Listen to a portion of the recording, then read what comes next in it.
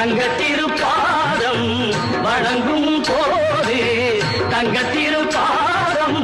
வணங்கும் போது பெறுகின்ற சுகத்திற்கு எல்லையேது பெறுகின்ற சுகத்திற்கு எல்லையேது சந்தனம் மணக்குது கற்பூரம் ஜொலிக்குது தந்தகிரி கோவில் வந்தால் நன்மையெல்லாம் நடக்குது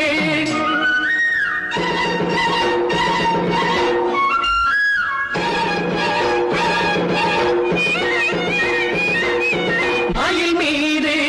மன்னனை இருக்க வைத்து 7 ஸ்வரம் பாடும் கிங்கிணி சருங்கை கட்டி